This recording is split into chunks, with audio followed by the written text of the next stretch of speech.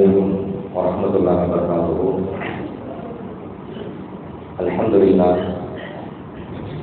نحمده ونستعينه ونستغفره ونؤمن به ونتوكل عليه ونعوذ بالله من شرور أنفسنا ومن سيئات أعمالنا.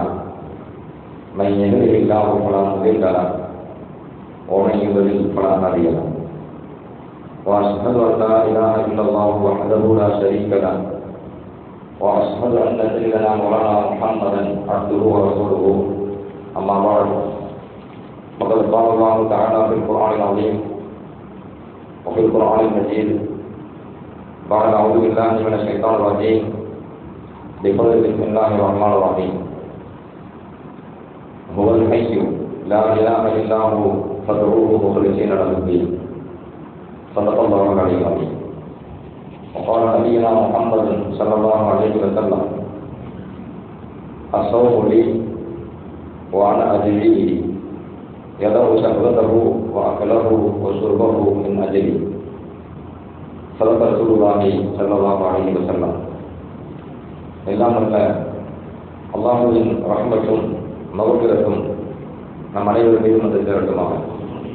நாம் வாழும் காலமெல்லாம் அல்லாஹ்வுக்கும் அல்லாஹ்வுடைய தூதர் இறுதி தூதர் முஹம்மது ரசூலுல்லாஹி ஸல்லல்லாஹு அலைஹி வஸல்லம் அவர்களுக்கும் முழுமையாக கட்டுப்பட்டு வாழ வேண்டும், ஈமானோடும் இறை அச்சத்தோடும் வாழ வேண்டும் என்று ஆரம்பமாக எனக்கும் உங்களுக்கும் வசியத்து செய்கின்றேன். கண்ணியத்துக்குரிய அல்லாஹ்வின் நல்லடியார்களே, ரமதான் மாதத்தில் உண்டான கடமையாக்கப்பட்ட நோன்பு, அந்த நோன்பு மூமின்களை எவ்வாறு பரிசுத்தப்படுத்துகிறது? குண ரீதியாக, வணக்கம் ரீதியாக இந்த நோன்பு மாதத்தில் உள்ள இந்த காலம் நம்மை எப்படி பரிசுத்தப்படுத்துகிறது? ரமதான் மாதத்திற்கு பிந்தைய காலகட்டத்திலும் நாம் எப்படி வாழ வேண்டும் என்பதற்கு இந்த நோன்பு பயிற்சியளிக்கிறது என்கிற ஒரு சிறிய முக்கிய தகவலை நான் நினைவுபடுத்துகின்றேன். அல்லாஹ் தஆலா குர்ஆனிலே பல்வேறு இடங்களில் நாம் செய்யக்கூடிய வணக்க வழிபாடுகள் அதை ஏற்றுக்கொள்ளப்பட வேண்டும் என்றால், அல்லாஹ்விடத்திலே அதற்கு ஒரு மரியாதை இருக்க வேண்டும் என்றால், நாம் செய்யக்கூடிய வணக்கங்களிலே மன தூய்மை இருக்க வேண்டும். அரபில் சொல்றாங்க இஹ்லாஸ். குர்ஆனிலே ஹதீஸில் இடம்பெற்ற வார்த்தை சொல்வதாக இருந்தால் இஹ்லாஸ். அல்லாஹ் சொல்வான், ஹுவல் ஹய்யு லா இலாஹ இல்லா. அல்லாஹ் எப்பொழுதுமே உயிரோடு இருக்கக்கூடியவன், வணக்கத்திற்கு தகுதியானவன் அவன் மாத்திரம்தான். ஃபதுஹு, எனவே நீங்கள் அவனை மட்டும்தான் வணங்க வேண்டும். முஹ்லிஸீன லஹுத்தீன், இந்த மார்க்கத்திலே நீங்கள் அவனுக்கு இந்த மார்க்கத்தை பரிசுத்தப்படுத்திய நிலையிலே, மன தூய்மை உடையவர்களாக இருக்கின்ற நிலையிலே நீங்கள் அவனை மட்டுமே வணங்க வேண்டும் என்று அல்லாஹ் சுப்ஹானஹு வ தஆலா குர்ஆனிலே குறிப்பிடுகிறார். இங்கே ஃபதுஹு, நீங்கள் அவனை வணங்குங்கள் என்கிற அரபு பதம் அதோடு அல்லாஹ் நிறுத்தல். இறைவனைத்தான் நம்ம வணங்குறோம், அவன் மாத்திரம்தான் வணங்குவதற்கு தகுதியானவன். அதைத்தான் அல்லாஹ் முன்னாடி சொல்றான். வணங்குவதற்கு தகுதியானவன் யாரா இருக்கணும்? அவன் எப்பொழுதுமே உயிரோட தான் இருக்கணும், அவன் தான் இறைவன். அதையும் அல்லாஹ் சொல்றான்.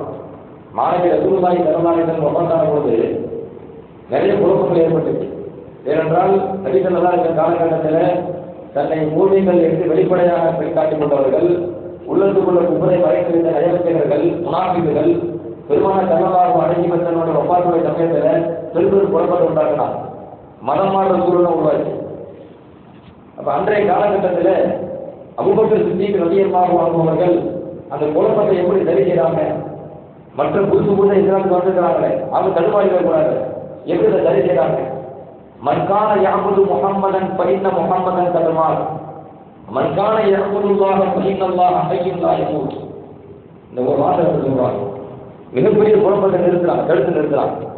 மன்கான யஅபுது முஹம்மதன், யார் முஹம்மது ஸல்லல்லாஹு அலைஹி வஸல்லம் அவர்களை வணங்க வேண்டும் என்று நாடுகிறார்களோ, ஃபஇன்ன முஹம்மதன் கதமால், அவர்கள் விலகிக் கொள்ள வேண்டும், முஹம்மது ரசூலுல்லாஹி ஸல்லல்லாஹு அலைஹி வஸல்லம் அவர்கள் வஃபாத்தாகிவிட்டார்கள்.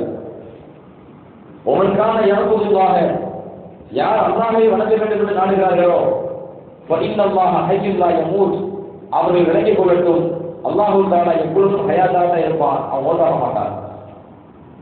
இஸ்லாத்தினுடைய அடிப்படை நம்பிக்கை அதுதான். யாரும் மௌத்தே ஆக மாட்டார்களோ, மௌத்தே கிடையாதோ, அவன் இறைவனாக இருக்க வேண்டும். யாருக்கு மௌத் வருகிறதோ இறைவனாக இருக்க முடியாது. அப்ப இறைவன் தன்னை அறிமுகப்படுத்துகின்ற பொழுது ஹுவல் ஹய்யு, அவன் எப்பொழுதுமே ஹயாத்தாக இருக்கிறான், உயிரோடு இருக்கின்றான். லா இலாஹ இல்லாஹு, எனவே வணங்குவதற்கு அவன் மட்டும்தான். அப்ப வணக்க யாருக்கு? அல்லாஹ் மட்டும்தான். ஃபதுஊஹு, நீங்கள் அவனை மட்டும்தான் வணங்க வேண்டும். அல்லாஹ் சொல்லிட்டான். அவனை மட்டும்தான் வணங்கன்னு சொல்லி கொடுத்துட்டு அதோடு நிறுத்தாம முகுலுத்தீன் அலகுத்தீன், நீங்க அவனை வணங்கும் போது மன தூய்மை உடையவர்களாக வணங்குங்க.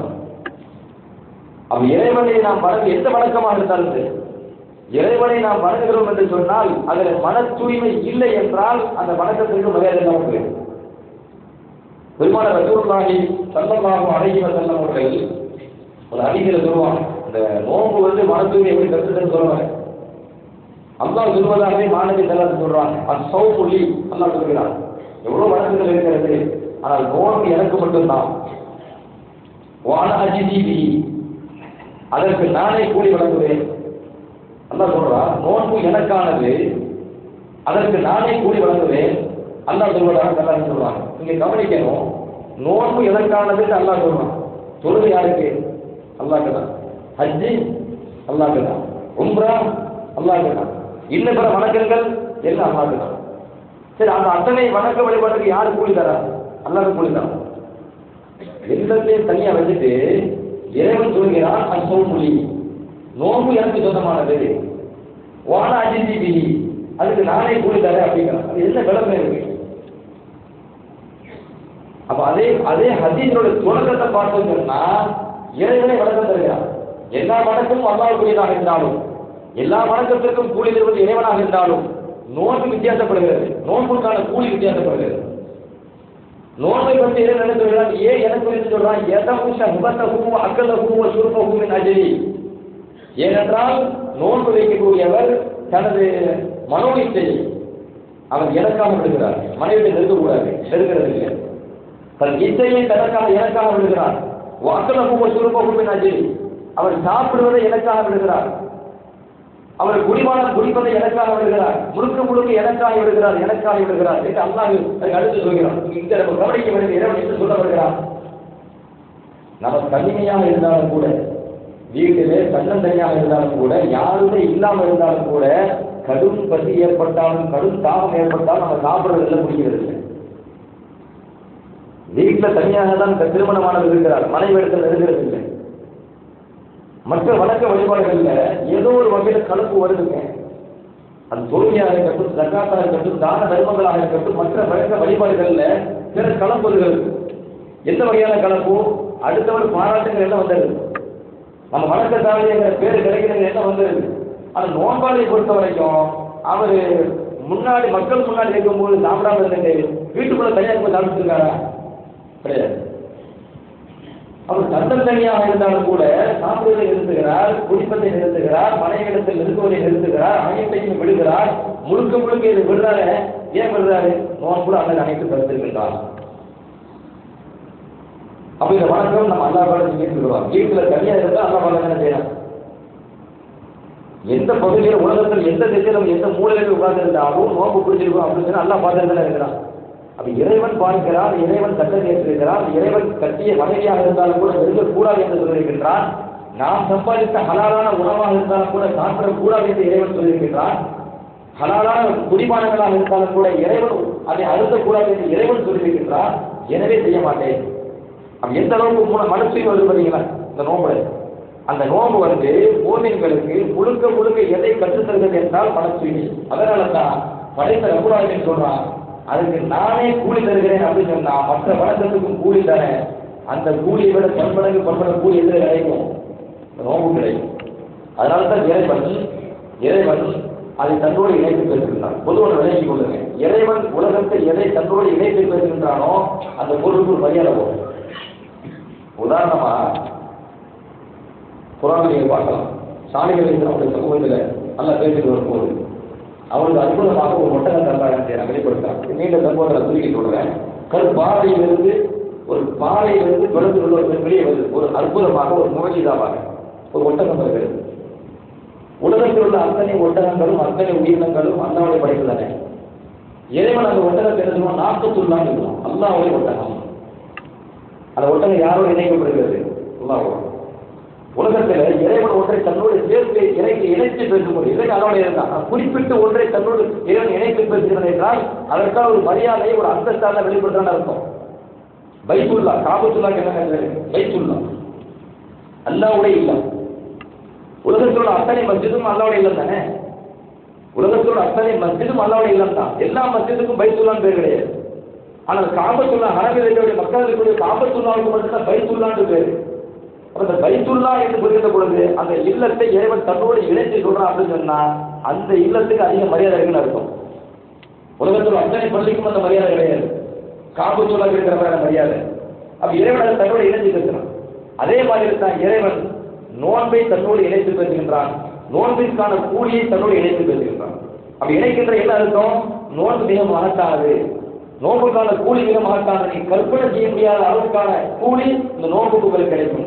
நீ கற்பனை செய்ய முடியாத அளவுக்கான நன்மை இந்த நோன்பு உங்களுக்கு கிடைக்கிற அடிப்படையில் இந்த நோன்பு நமக்கு எதை கற்றுத் தருகிறது, எந்த குணத்தை கற்றுத் தருகிறது என்கிற அடிப்படையில் பெருமானார் ஸல்லல்லாஹு அலைஹி வஸல்லம் அவர்கள் இந்த ஹதீஸை நமக்கு உணர்த்துறாங்க. புகாரில பல்வேறு ஹதீஸ் நூல்களில் இந்த ஹதீஸ் பதிக்கப்பட்டிருக்கிறது. பெரும் பெரும் ஆபத்து நம்மளுக்கு பாதுகாப்பு கிடைக்கிறீங்களே, எவ்வளவு சோதனைகள், கஷ்டங்கள், ஆபத்து, மரா, முசீபத்து அனைத்திலிருந்து நமக்கு பாதுகாப்பு கிடைக்குன்னு சொன்னாலும் அதுக்கு அடிப்படை இருக்கலாம் மனசு இல்லை. பெருமானார் ஸல்லல்லாஹு அலைஹி வஸல்லம் மக்கா வெற்றி கொள்ளப்பட்ட தினம் காபிர்கள்லாம் பயந்து நிற்கிறாங்க. நமக்கு மன்னிப்பு கிடைக்குமா கிடைக்காதா, எவ்வளவு கொடுமை இருக்கும். நதி ஸல்லல்லாஹு நம்ம கொடுமைப்படுத்தாங்க, நதி தோழர்களை கொடுமைப்படுத்தாங்க, எத்தனை பேர்களை சித்திரவதை செஞ்சு கொலை செஞ்சாங்க. எல்லாம் கண்ணு முன்னாடி நிற்கிது மக்களுக்கு காப்பீர்கள்.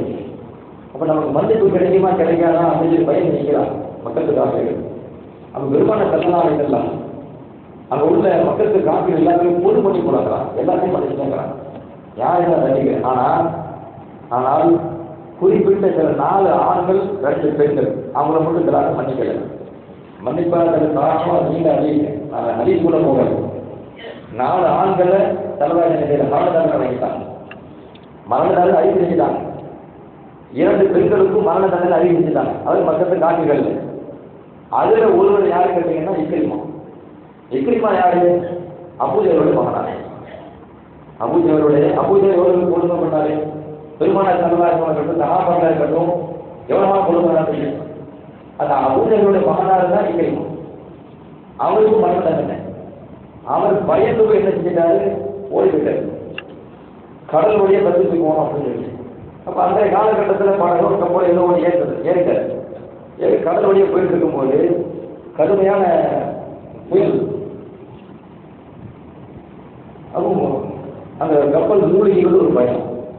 அப்படி பயத்தில் இருக்கும்போது கப்பல்ல உள்ளவங்க சொல்றாங்க, அஹ்லிசு வஇன்ன ஆலிஹத்தக்குல்லா துக்னி அன்கும் ஷையன் ஹாஹுனா.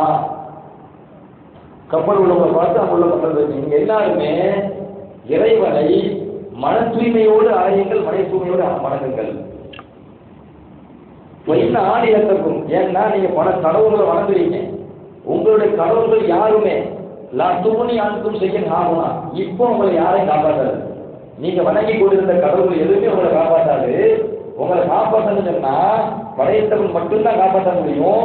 எனவே அவனை மன தூய்மையோடு வணங்குங்கள், அவனிடத்தில் மன தூய்மையோடு பிரார்த்தனை செய்யுங்கள் அப்படின்னு அங்க உள்ள ஒரு ஆள் சொல்றாரு. அப்போ அதுல இக்ரிமா இருக்கு. அப்ப பயந்து உயிர் பேருந்து நிற்கிறாரு. ஏற்கனவே மரண தண்டனை பயந்து போய் தான் ஓடி வந்துருக்கிறாரு.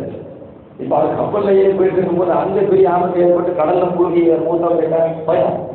அப்ப பயத்துல அவர் உடனே ஒரு அல்லாட்ட ஒப்பந்தம் செய்யறாரு. கப்பல்ல இருந்து ஒப்பந்தம் செய்யறாரு. ஒவ்வாணி இல்லம் யுனஜ்ஜியனி மினல் பஹரி இல்லல் இஸ்லாம் லா யுனஜ்ஜியனி ஃபில் பர்ரி கைருஹு. அல்லாஹ் மீது சத்தியமாக இந்த கடலில் இஹ்லாஸ் தான் என்னை பாதுகாக்கும் என்றால், இஹ்லாஸை விட்டால் எதுவுமே என்னை பாதுகாக்காது. இஹ்லாஸ் தான் மன தூய்மை தான் என்னை பாதுகாக்கும் என்றால் கிடலிலும் அந்த இஹ்லாஸ் தான் பாதுகாக்கும், தரையிலும் அந்த இஹ்லாஸ் தான் என்னை பாதுகாக்கும். அந்த மன தூய்மையோடு இறைவனை வணங்குவது, இஹ்லாஸ் அதுதான் இருக்கும். மன தூய்மையோடு இறைவனை வணங்குவது, மன தூய்மையோடு இறைவனிடத்தில் பிரார்த்தனை செய்வது, இதுதான் கடலில் என்னை பாதுகாக்கும் என்றால் திடலிலும் தரையிலும் அந்த இஹ்லாஸ் தான் என்ன பாதுகாக்குவோம். முடிவு பண்ணிட்டு அல்லாஹ் சொல்றார், அல்லாஹும்ம இன்னலக அலைய அபதன் இன் அன்த ஆஃபைதனி மிம்மா நபி அன் ஆதிய முஹம்மதன் ஸல்லல்லாஹு அலைஹி வஸல்லம் ஹத்தா யதஅ யதி ஃபி யதிஹி ஃபல அஜதன்னஹு அஹுவன் கரீமா. அல்லாஹ் ஒப்பந்தம் பண்றார், யா அல்லாஹ் நான் உன்னிடத்தில் ஒரு ஒப்பந்தம் செய்கிறேன், என்னை இந்த கடலில் ஏற்பட்ட அந்த ஆபத்திலிருந்து என்னை நீ பாதுகாத்து விட்டால், என் உயிரோடு நீ இந்த கடலுக்கு தலைக்கு நீ அனுப்பி விட்டால், நான் முதல்ல போறது முகமது ஸல்லல்லாஹு அலைஹி வஸல்லம். எனக்கு ஒரு மன்னதனை கொடுத்துக்கிறாங்க, ஆனாலும் நான் அவன்கிட்ட போவேன். என் கரத்தை மாணவி ஸல்லல்லாஹு அலைஹி வஸல்லம் கரத்தை நான் வைப்பேன், வைத்து நான் இஸ்லாத்தை ஏற்றுக்கொள்வேன். எனக்கு மரண தண்டனை அவர்கள் வழங்கியிருந்தாலும் நான் பெருமான சரணாத்தின் கரம் பிடித்து இஸ்லாத்தை ஏற்கின்ற பொழுது அபுவன் கரீமா, அந்த மாணவி சரணார்களை நான் மன்னிக்கும் மாண்பாளராகத்தான் பெற்றுக் கொள்வேன். என்னை மன்னிச்சுக்குவான். இந்த கடல்ல ஏற்பட்ட ஆபத்திலிருந்து என்னை நீ பாதுகாத்துட்டா நான் நிச்சயமாக தரைக்கு போயிட்டா கடலுக்கு போயிட்டா சல்லாசனை சந்திக்கிறேன், கரம் பிடிக்கின்றேன், இஸ்லாத்தை ஏற்கின்றேன், எனக்கு மன்னிப்பு கிடைக்கின்ற நம்பிக்கை இருக்கிறது என்று அப்போ ஒரு முடிவு பண்ற. முடிவு பண்ணாரு, பாதுகாப்பு கிடைக்கிறது. ஹதீஸில் வருகிறது, பாதுகாப்பாக தரைக்கு வருகிறார், மாணவி ஸல்லல்லாஹு சந்திக்கின்றார், இஸ்லாத்தை ஏற்றுக்கொள்கின்றார். இந்த ஹதீஸ் நசாயிலே பதிவு செய்யப்பட்டிருக்கிறது. கொஞ்சம் கவனிங்க, நீண்ட ஹதீஸை நான் தூக்கி சொல்றேன். என்ன விஷயம் கேட்டீங்கன்னா, மன தூய்மையோடு இறைவனிடத்தில் பிரார்த்தனை செய்தால், மன தூய்மையோடு நாம் இறைவனை வணங்கினால் எவ்வளவு பெரிய ஆபத்திலிருந்து அல்லாஹ் பாதுகாப்பான்.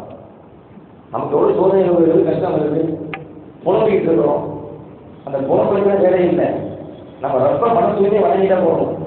படைத்த ரப்புல் ஆலமீன் இடத்துல மன தூய்மையோடு இஸ்லாத்தோடு பிரார்த்தனை செஞ்சுட்டா போகணும். எவ்வளவு பெரிய கஷ்டங்களாக இருந்தாலும் சிரமங்களாக இருந்தாலும் கற்பனை பண்ண முடியாது. நம்ம பிழை போகுமா, நம்ம கஷ்டம் கொண்டு போகுமா, இந்த ஆபத்தை கொண்டு போகுமா என்று மன வேதனை பிடிச்சிட்டு இருப்பாங்க.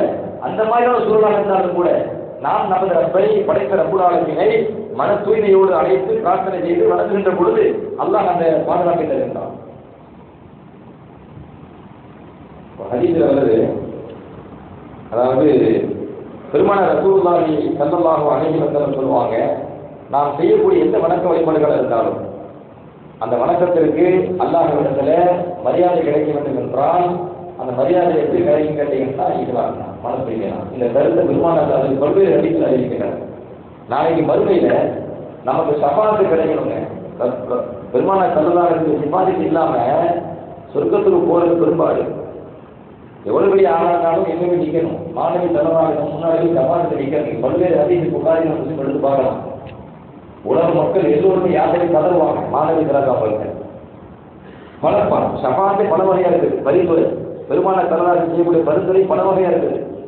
அதுல மிக முக்கியமான பரிந்துரை யாருக்கு கிடைக்கிறது அப்படின்னு சொன்னா, யார் இந்த உலகத்திலே மன தூய்மையோடு அவர் வாழ்கிறார்களோ, மன் கால லா இலாஹ இல்லல்லாஹ் காலிஸன் மின் கல்பிஹி, யார் மன தூய்மையோடு லா இலாஹ இல்லல்லாஹ் என்ற கலிமாவை மொழிந்து அதன் பிரகாரம் வாழ்கிறார்களோ அவர்களுக்கு என்னுடைய ஷஃபாஅத் கிடைக்கும்.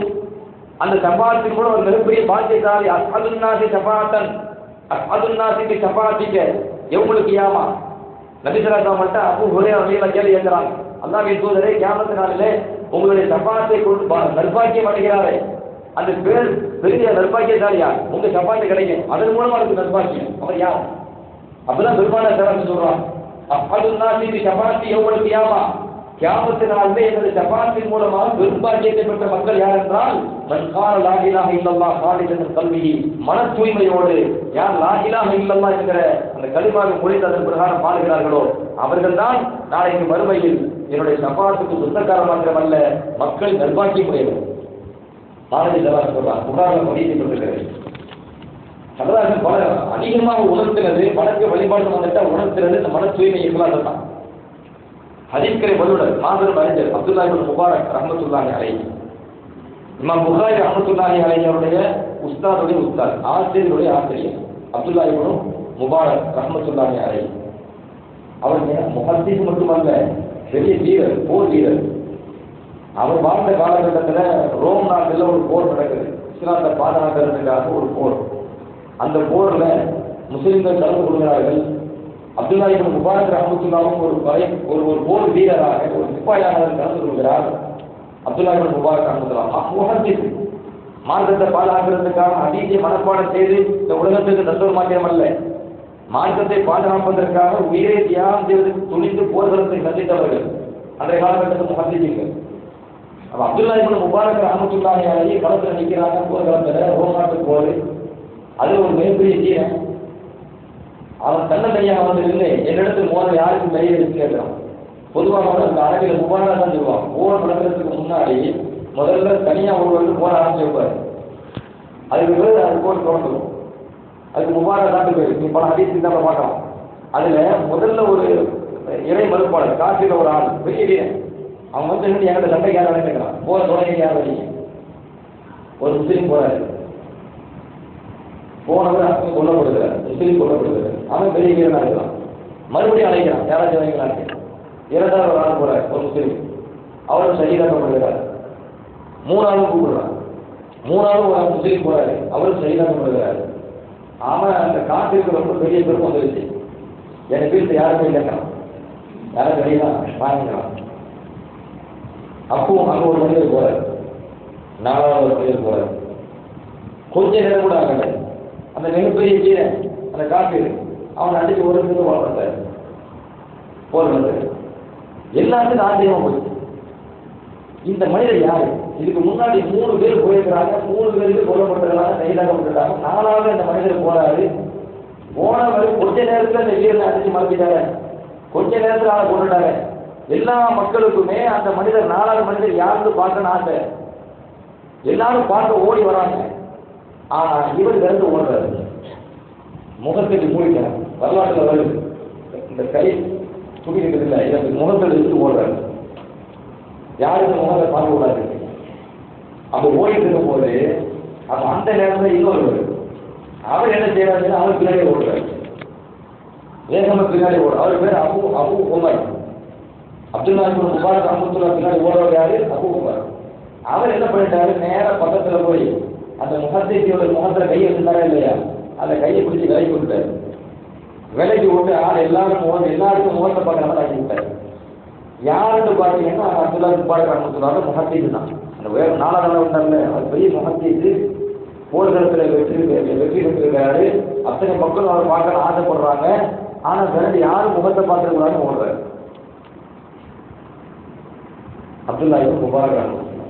அப்போ கொஞ்சம் இப்ப இந்த இடத்த நம்மள யோசிச்சிருக்கீங்க, இந்த மாதிரி வெற்றி பெற்றுட்டோம். வெற்றி பெற்று என்ன பண்ணுவோம், எல்லாரும் நாங்கள் பார்க்க ஆசைப்படுவோம். அப்படிதான் வரும். பத்தியா, நான் 3 பேர் போய் கொல்லப்பட்டிருக்கிறாங்க, 4வது நான் போயிட்டேன் பத்தியா, ஒரு நிமிஷத்துக்கு நாளை மனசிட்டேன் பத்தியா. நம்ம மனிதர்கள் அப்படிதான் இருக்கு. நம்ம எல்லாரும் தேடி வரும்போது இறந்துனா ஓட மாட்டோம், நம்ம முகத்தை மறைச்சிட்டு இருக்க மாட்டோம், எல்லாரும் முகத்தை பார்க்கணும் விரும்பிட்டு இருக்கிறோம். ஆனா அப்துல்லா இப்னு முபாரக் ரஹ்மத்துல்லாஹி முஹத்திஸ் என்ன சொன்னார் அப்படின்னா, அபூ உமரை பார்த்து சொன்னாங்க, وأنت يا أبا عمر ممن يشنع علينا وأنت يا أبا عمر ممن يشنع علينا. அபூ உமர் அவர்களே, நீங்களுமா என்னை கேவலப்படுத்துறாங்களே அந்த கூட்டத்தில் சேர்ந்துட்டீங்க. இது நம்ம பெருமை நடக்கும். வெற்றி பெற்றுட்டா 4 பேர் நம்மளை பார்த்தா நமக்கு பெருமை நடக்கும். ஆனா அவங்க அதை கேவலமா நினைக்கிறாங்க. என்னை கேவலப்படுத்துன்னு மற்ற மக்கள் நினைச்சா என் முகத்தை பார்க்கணும் வந்தாங்க. அந்த லிஸ்ட்ல நீங்களும் இருக்கிறீங்க. இது வெளிப்படையா பார்த்தா அது கேவலம் இல்லை தாங்க, கண்ணியம் தாங்க. ஏன் அந்த முஹத்திஸ் அப்துல்லா இப்னு முபாரக் ரஹ்மத்துல்லாஹி கேவலம் சொல்றாரு அப்படின்னா ஒன்றுமே இல்லை. போர்க்களத்தை சந்திச்சது அல்லாஹ்வுக்காக, சரியத்தை பாதுகாக்கிறதுக்காக. அந்த போர்க்களத்துல அவர் மூலமா வெற்றி கிடைக்குது. இந்த வெற்றி கிடைக்கிறதே இல்லையா, இப்போ நம்மளால தான் வெற்றி கிடைக்குது என்பதை, நான் தான் காரணம் என்பதை மக்கள் பார்த்த பார்வைக்கு வந்துருச்சு அப்படின்னு சொன்னா, நம்ம அறியாமல் நம்ம உள்ளத்துல எது கலந்துருவோம், நம்ம பெரிய வீரன், நம்ம தான் இந்த போர்வையை வெற்றிக்கு காரணம் அப்படின்னு தப்பான வந்துருமா இல்லையா. அப்படி ஒரு எண்ணம் வந்துருச்சுங்கன்னா உள்ளத்துல வர்றதை நீங்க யாரும் பார்க்க முடியாது, மக்கள் பார்க்க முடியாது. எல்லாரும் பாராட்டிட்டு போயிருவீங்க. கண்ணு முன்னாடி நிற்கிற மக்கள்கிட்ட பாராட்டு கிடைச்சிடும். அது கண்ணியம் தான் வெளிப்படையா பார்த்தா. மறுமையில உள்ளத்தை அல்லா பார்க்கணும் இல்லையா. மறுமையில போர்க்களத்தையே சந்திச்சிருந்தாலும், மார்க்கத்தை பாதுகாக்கிற களத்தை சந்திச்சிருந்தாலும், மறுமையில அல்லாஹ் நிற்கும் போது அல்லாஹ் மதிக்க மாட்டாங்க. அந்த இஸ்லாத்துக்கு போயிட்டு அல்லாஹ் மதிக்க மாட்டாங்க. அப்ப அல்லாஹுக்கு முன்னிலையில மறுமையில 4 பேர் 100 பேர் 500 இருக்க மாட்டாங்க. ஒட்டுமொத்த மனித குலமும் அங்க மந்திர நேரத்தை நிற்பாங்களே. அப்ப அத்தனை பேருக்கு மத்தியிலையும் அங்க கேவலத்தை சந்திக்கிற சூழல் வந்துருங்க. அதைத்தான் யோசிக்கிறாங்க முகத்திகள். அப்ப நாம் செய்யக்கூடிய எந்த வணக்கமாக இருந்தாலும் வழிபாடுகளாக இருந்தாலும் அவைகள் அனைத்திலுமே மன தூய்மை எவ்வளவு முக்கியமானது. பெருமானார் ஸல்லல்லாஹு எந்த அளவுக்கு அதை வலியுறுத்தி இருக்கிறாங்க, சஹாபாக்கள் எந்த அளவுக்கு அதை கடைபிடிச்சிருக்கிறாங்க, தாபியீன்கள், இமாம்கள், முஹத்திஸீன்கள் அதன் பிறகு எந்த அளவுக்கு கடுமையா வாழ்ந்திருக்கிறாங்க வரலாற்றில் பார்த்தோம். அதே அப்துல்லாஹ் இப்னு முபாரக் ரஹ்மத்துல்லாஹி அலைஹி அவர்கள் ஒரு சம்பவம் சொல்றாரு. அவர் என்ன செய்யறாரு அப்படின்னா, ஒரு கருத்து மக்கால கடுமையான பஞ்சம், மழை இல்லை, கடும் பஞ்சம். எல்லாருமே ஹரம் ஷரீஃபுக்கு போறாங்க, மஸ்ஜித் ஹராம் போறாங்க. எல்லாருமே மழை வேண்டி தொழுறாங்க, தொழுது கொடுத்து துவா கேட்கறாங்க. ஆனா மழை பொழியலை. அத்தனை மக்கள் துவா கேட்கிறாங்க. அதில் யார் நிற்கிறார்? அப்துல்லாஹ் இப்னு முபாரக் ரஹ்மத்துல்லாஹி முஹத்திஸ் அவர் எவ்வளவு மனசுக்குள்ள வாழ்றாரு, அவரும் அங்கே தான் நிற்கிறாரு. அவருக்கும் ஆச்சரியம், மழை பொழியுதுன்னு ஆச்சரியம். அப்ப அவங்க சொல்றாங்க, அந்த முஹத்திஸ் சொல்றாரு, என் பக்கத்துல ஒரு கருப்பின அடிமை இருந்தார், கருப்புள்ள அடிமை. அவர் துவா கேட்கிறார், அல்லாஹ்வோட துவா கேட்கிறார். அல்லாஹும்ம கல் தஅவுக ஃபலம் துஜிபுஹும் இன்னி அக்ஸம்து அலைக அன் தத்தியனா. யா அல்லாஹ், யா அல்லாஹ், இந்த மக்கள் எல்லாம் ஒரு இடத்துல பிரார்த்தனை செய்கிறார்கள், அந்த பிரார்த்தனைக்கு நீ பதிலளிக்கவில்லை, அந்த பிரார்த்தனை நீ ஏற்றுக்கொள்ளவில்லை. இன்னி அக்ஸம்து அலைக அன் தத்தியனா, இறைவா ஒரு இடத்தில் சத்தியமிட்டு நான் கேட்கின்றேன், நீ எங்களுக்கு மழை பொழிந்து விடு. யா அல்லாஹ், சத்தியமிட்டு கேட்கிறேன், எனக்கு நீ மழை பொழிந்து விடு. அவர் கருப்பின அடிமை அந்த இடத்துல துவா கேட்கிறாரு. அது மெதுவா கேட்கிறாரு, யாருக்கு மட்டும் கேட்கும், பக்கத்தை யாருக்கு மட்டும் கேட்கும், அந்த மாதிரி கேட்கிறாரு, ரொம்ப சத்தமான கேட்கல. இதை யார் கவனிக்கிறார்? அப்துல்லாஹ் இப்னு முபாரக் ரஹ்மத்துல்லாஹி அலைஹி, இமாம் புகாரி ரஹ்மத்துல்லாஹுடைய ஆசிரியருடைய ஆசிரியர். அவர் கவனிக்கிறார். அவர் சொல்றாரு, இப்போ வல்லாஹி மா லபித்னா அன் சுதீனா, அல்லாஹ்வே சத்தியமா சொல்றேன், அவர் துவா கேட்டு கொஞ்ச நேரம் கூட ஆக மழை பொழிஞ்சிருச்சு. அத்தனை மக்கள் ஒன்று சேர்ந்து நிற்கிறாங்க, மழை கேட்டாங்க, மழை இல்லை. ஆனால் இறைவனுக்கு சத்தியப்பட்டு சொல்கிறேன், அவர் கையேற்றுகிறார், துவா கேட்கிறார், துவா கேட்டு கையை இறக்கல, கொஞ்ச நேரத்தில் மழை பொழியுது. எனக்கு ஆச்சரியமா போயிடுது. மழை பொழிந்த உடனே அந்த கருப்பு நிற அடிமை அவர் பாட்டுக்கு ஓடுறாரு. அப்படி யார் எந்த யாருக்கு அவருடைய எஜமான் தெரியறதுக்கு அவர் பின்னாடி நான் போறேன். பின்னாடி போன பிறகு நான் கண்டுபிடிச்சேன், அவர் வீட்டுக்கு போறாரு. ஓ, இதுதான் வீடு போல எஜமான் இருப்பாரு, கண்டுபிடிச்சு வச்சுட்டு அதுக்கு பிறகு நான் சில சட்ட காசுகளை கையில் எடுத்துட்டு போய் அந்த வீட்டுக்கு போறேன். வீட்டில் போய் நான் கேட்கறேன், வாசல் ஒரு ஆள் நிற்கிறாரு, இந்த வீட்டுக்கு சொந்தக்காரர் யாரும் நான் கேட்கறேன். வாசல் என்ன சொல்றாங்க, சொந்தக்காரர். உடனே அப்துல்லாஹ் இப்னு முபாரக் ரஹ்மத்துல்லாஹி கேட்கறாங்க, நான் அங்க வந்ததுக்கு நோக்கம் உங்க வீட்டில் சில அடிமைகள் இருக்காங்க, அந்த அடிமையை காசு கொடுத்து வாங்க வந்தேன். அவர் எஜமான் அவர் சொல்றாரு, என்னிடத்துல 14 அடிமைகள் இருக்கிறாங்க, எந்த அடிமை உனக்கு வேணும்? 14 அடிமை, எந்த அடிமை வேணும்? எல்லாத்தையும் முன்னாடி நிப்பாட்டிட்டார். எல்லா அடிமையும் முன்னாடி நிப்பாட்டின உடனே இமாம் அப்துல்லாஹ் இப்னு முபாரக் ரஹ்மத்துல்லாஹி அலைஹி எல்லாத்தையும் பார்க்கிறார். இவர் பார்த்த அந்த கருப்பு அடிமை இல்லை. அந்த இவர் சொல்றாரு, பக்தியை செய்யும், வேற ஏதாவது அடிமை இருக்காரான்னு கேட்கிறாரு. அப்ப இந்த எஜமான் சொல்றாரு, லீ உலாமும் மரீதும், ஆமாம் எனக்கு ஒரு அடிமை உண்டு, அவன் நோயாளி, கருப்பின அடிமை, அவன் நோயாளியா இருக்கிறதுக்காக அவன் பாட்டல, என்னைக்கு காசு கொண்டு வாங்க வந்திருக்கீங்க, அவன் ஒழுங்கா அடிமை கொடுக்குறேன். அப்ப அப்துல்லாஹ் இப்னு முபாரக் ரஹ்மத்துல்லாஹி சொல்றாங்க, இல்ல நீ அவரை கூப்பிட்டு நிப்பாட்டுங்க, நான் யாரும் பார்க்கணும். அப்ப அந்த மனிதன் அந்த அடிமை கொண்டு நிப்பாட்டுறாரு. நிப்பாட்டினவங்க பார்த்தா துவா கேட்டார்ல அதே அடிமை. கொஞ்சம் கூட யோசிக்கல, கையில கொண்டு வர தங்க காசுகள் அப்படியே கையில கொடுக்குறாரு. இப்ப அசை துகுவார் அறுபாட்ட தீனாரன் ஏறத்தால அந்த நேரத்துல 14 தங்க காசுகளை அந்த எஜமான் கையில கொடுத்து அந்த அடிமையை நான் விலைக்கு வாங்கினேன். கையில வாங்கிட்டு இப்ப அந்த அந்த அந்த அடிமை இப்ப யாருக்கு அடிமையாயிட்டாரு? அப்துல்லாஹ் இப்னு முபாரக் ரஹ்மத்துல்லாஹி காசு கொடுத்து வாங்கிட்டாரு, அவருக்கு அடிமையாயிட்டாரு. இப்ப 2 பேரும் நடந்து போயிட்டு இருக்கிறாங்க தெருவில் வீதியில. அப்படி நடந்து போகும்போது அந்த அடிமை அப்துல்லாஹ் இப்னு முபாரக் ரஹ்மத்துல்லாஹி கேட்கிறாரு, யா மௌலாய ஐய செய்யும் தக்னஹுபிமான மரீதும், என்னுடைய எஜமானே எனக்கு காசு கொடுத்து வாங்கிட்டிய, நான் நோயாளியா இருக்கிறேன், எதற்கு ஒரு வேலையும் வாங்க முடியாது, என்ன செய்யக்கூடிய எத்தனை அடிமைகள் வாங்கிடுவாங்க, நான் நோயாளி, என்னால் வேலை பார்க்க முடியாது, எந்த அளவுக்கு என்ன செய்ய போறிய? அந்த அடிமையே ஆச்சரியப்பட்டு கேட்ட உடனே அப்துல்லாஹ் இப்னு முபாரக் ரஹ்மத்துல்லாஹி சொல்றாங்க, ஒன்றும் இல்லை, லிமா ரஹைத்துஹு அஷியத அம்சி, நேற்று சாயங்காலம் ஹரம் ஷரீஃபில் ஒரு காட்சி காட்டேன். நீங்கள் துவா செஞ்சீங்க, எல்லாரும் கேட்டாங்க மழை பொழியலை, நீங்கள் துவா செஞ்சீங்க, உடனே மழை பொழிஞ்சிருச்சு. அந்த காட்சியை காட்டேன். எனவே உங்களை நான் காசு கொடுத்து நான் வாங்கணும், நீ எங்கிட்ட எதிர்கொண்டு தான் என்ன செஞ்சிட்டேன், காசு கொடுத்து வாங்கிட்டேன் அப்படின்னு சொன்ன அடுத்த நிமிடமே அந்த அடிமை பக்கத்தில் ஒரு செவல் இருக்கு போயிட்டு இருக்கும்போது அதில் அப்படியே சாஞ்சிட்டார். சாஞ்சி அதோட துவாரிக்கிறார். அல்லாஹும்ம லா துஸ்ஹிர்னி ஃபக்துனி இலைக்க, அல்லாஹும்ம லா துஸ்ஹிர்னி ஃபக்துனி இலைக்க. யா அல்லாஹ், என்னுடைய இந்த செயலை பிரபலப்படுத்தி விட்டாய். இவரை தாண்டி மற்ற யாரும் பிரபலப்படுத்தினாரு? ஒரு ஆளுக்கு தெரிஞ்சுட்டு நான் துவா கேட்டால் உடனே மழை பொழிஞ்சிட்டு ஒரு ஆளுக்கு தெரிஞ்சுட்டு நான் உயிரோட வச்சு அது எல்லாருக்கும் தெரிஞ்சிட வேண்டாம். பக்கத்துல நீ இலைக்க, என் உயிரை நீ கைப்பற்று. துவா கேட்கிறாங்க, பக்கத்துல நீ இலைக்க. ஏன்னா அதுக்கு பிறகு எப்படி சம்பவம் பரவதான் செய்யும். சம்பவம் பரவ உடனே அவர் என்ன நினைக்கிறாரு, அடிமை என்ன நினைக்கிறாரு, நம்ம நடந்து போவோம், யாராச்சும் நம்மளை பார்ப்பாங்க, என்ன பேசுவாங்க, எப்போ துவா கேட்கறப்ப உடனே மழை பொழிஞ்சு சொல்லுவாங்க. அப்படி ஒன்று சொல்லும் போது உள்ள தப்பா என்ன வந்துட்டா, நம்மளால தான் மழை பொழிச்சு, நம்மளால இந்த மக்கள் நிம்மதியாக வாழ்றாங்க, நம்மளால தான் பஞ்சம் பற்றி பற்றி போச்சு அப்படின்னு ஒரு எண்ணம் உள்ளத்துல வந்துட்டா அந்த அந்த ஒரு கணக்கு வந்துடக்கூடாது. இகலாசுக்கு முதலாளி என்ன வந்துடக்கூடாது. உடனே அல்லாத அவர் பிரார்த்தனை செய்யறாரு, பக்கத்துல நீ இலைக்க, என் உயிரை இறைவா கைப்பற்றி விடு அப்படிங்கிறாரு. அப்துல்லா இப்னு முபாரக் ரஹ்மத்துல்லாஹி சொல்றாங்க, உடனே அவர் கையை தருகிறார். நடந்த சம்பவம் பெரும்பாலும் முஹத்திஸீன்கள் தன் வாழ்நாளில் நடந்த சம்பவத்தை பதிவு செய்யறாங்க, வரலாற்று பூர்வமான சம்பவத்தை.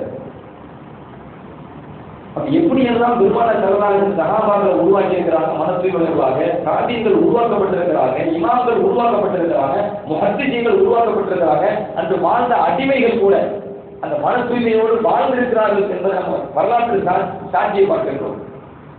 நம்மளுடைய வழக்க வழிபாடுகள் இப்படிப்பட்டவங்க துவா கேட்டால் மன தான் செய்யும். எவ்வளவு மன தூய்மை, இப்படிப்பட்டவங்க என்ன கேட்டாலும் கிடைக்கும், எவ்வளவு பெரிய மன தூய்மை. அப்ப இந்த மன தூய்மை நான் சொல்றேன், எவ்வளவு பெரிய ஆபத்துல இருந்து பாதுகாப்பு கிடைச்சிடும். பசி பட்டினி பஞ்சமா இருந்தாலும் மன தூய்மை இருந்து துவா கேட்டால் உடனே நடக்குங்க. அத்தகைய முக்கியமான ஒரு ஒரு வணக்கத்திற்கு அடிப்படையாக இருக்கக்கூடிய நிபந்தனையாகிய இஹ்லாஸை நமக்கு கற்றுத் தருவது நோன்பு தான். அந்த நோன்பின் மூலமாக நாம் பெற வேண்டிய முக்கியமான ஒரு பாடம் இந்த இஹ்லாஸ். இந்த இஹ்லாஸின் பிரகாரம் நம் வாழ்க்கையை நாம் அமைத்துக் கொள்வோம், நம்மளுடைய வணக்க வழிபாடு நாம் அமைத்துக் கொள்வோம். அல்லாஹ் சுப்ஹானஹு வ தஆலா நம்மளுடைய எண்ணங்களை பரிசுத்தமாக ஆக்குவானாக, நம்மளுடைய வணக்க வழிபாடுகளை பரிசுத்தமாக ஆக்குவானாக. இஹ்லாஸுடைய நன்மக்கள் கூட்டத்திலே அல்லாஹ் நம் அனைவரையும் சேர்த்து அருள்வானாக. அல்லாஹ் அல்லாஹ்வுடைய தூதரும் எவ்வாறு வாழ வேண்டும் என்று உத்தரவிட்டார்களோ விரும்பினார்களோ அவ்வாறு வாழக்கூடிய நல்ல நசீபையும் அல்லாஹ்வுடைய தூதரும் எந்தெந்த காரியங்களை தடுத்தார்களோ வெறுத்தார்களோ அது போன்ற காரியங்களை விட்டும் விலகி நடக்கும் நற்பாக்கியத்தையும் நம் அனைவருக்கும் தந்து அருள்வானாக. வாஹிரு தஅவானா அல்ஹம்துலில்லாஹி ரப்பில் ஆலமீன். அஸ்ஸலாமு அலைக்கும் வரஹ்மத்துல்லாஹி வபரகாத்துஹு.